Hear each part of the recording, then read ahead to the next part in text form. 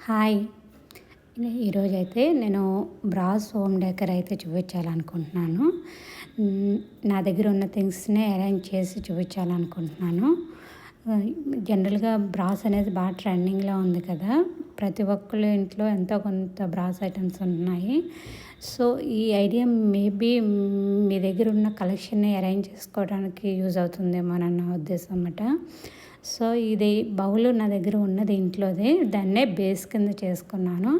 ఈ గ్లాస్ అయితే నా దగ్గర ఏ బౌల్ అయితే ఇప్పుడు బేస్ కింద యూజ్ చేశానో దాన్ని మెజర్ చేసుకుని కట్ చేపించాను ఇది. ఇంకో 2 ఇంచెస్ అయితే ఎక్స్ట్రా కట్ చేపించాను. ఎందుకంటే పెట్టేటప్పుడు తీసేటప్పుడు వీలుగా ఉండాలి కాబట్టి, లేకపోతే అది పగిలే ఛాన్సెస్ ఎక్కువ ఉంటాయి కాబట్టి కొంచెం ఒక 2 ఇంచెస్ అయితే ఎక్స్ట్రా కట్ చేశాను.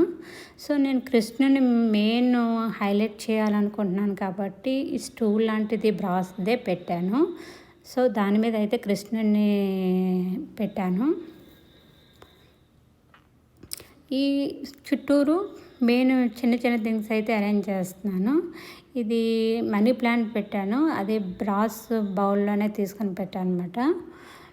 కొంచెం గ్రీనరీ లుక్ ఉండాలన్న ఉద్దేశంతో ఈ బ్రాస్ కుందులు ఉన్నవి ఇంట్లోవి సైడ్ని అరేంజ్ చేశాను అటు ఇటుని, అంటే కొంచెం పూజా ఫీల్ రావడానికి.